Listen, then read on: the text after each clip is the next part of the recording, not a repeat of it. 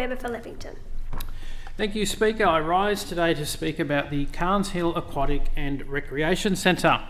Successive local, state and federal Liberal candidates have promised a new pool and recreation centre in Carnes Hill at successive elections for close to a decade.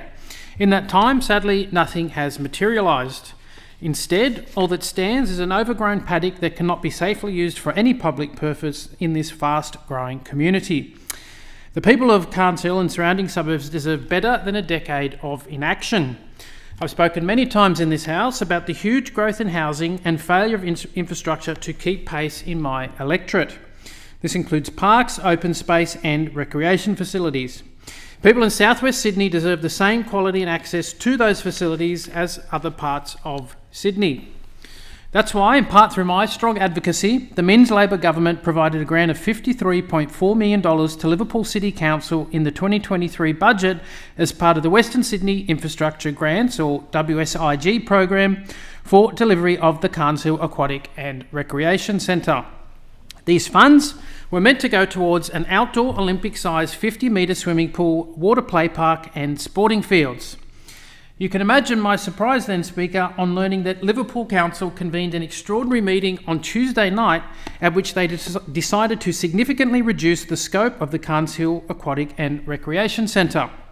The 50-metre swimming pool has now been removed and a spa has been added.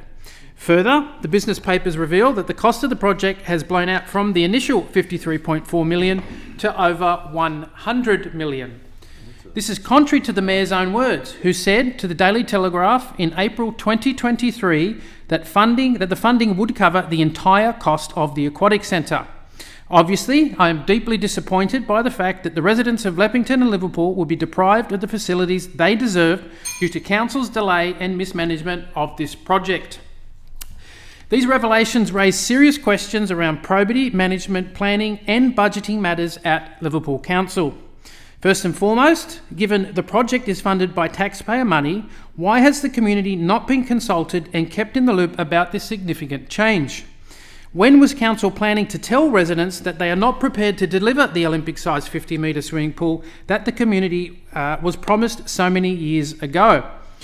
The papers for the meeting, which detail the proposed changes, were only published on the Council website on the weekend before the Tuesday meeting.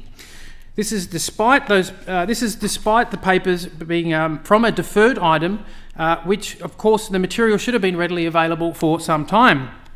To that end, why has this issue been shrouded in so much secrecy by Council? As a local member, I was only made aware of the proposal to scrap the 50-metre swimming pool when a councillor alerted me to it. Why wasn't the budget blowout and proposed scope changes raised with me when I met with council staff about open space and sporting facilities in Leppington back in October? Has council advised and sought approval from the state government on these significant changes to the scope of the project, which they are required to do under the terms of the WSIG program? And importantly, where has the money gone from this budget black hole, and how can council possibly hope to recover it and complete the project? Do they seek funding from either state or federal government grants? Given Liverpool Council recently announced a deficit of $11 million in the 2024 audited financial statements, this seems to be the only option to fill the funding shortfall. Unless, of course, the Liberal-led council plans to sell off public assets. And if that is in fact their plan, given the lack of transparency on this issue, there's little chance they're going to be upfront on any potential privatisation agenda. After years of delays and broken promises, a budget blowout, the scrapping of the centrepiece Olympic-sized swimming pool, and the lack of transparency surrounding this project, not to mention the myriad of other issues facing the embattled council, including a much publicised investigation and public inquiry, the people of Liverpool deserve answers. I call on Liverpool City Council to front up to residents and provide answers on the future of the Carnes Aquatic and Recreation Centre.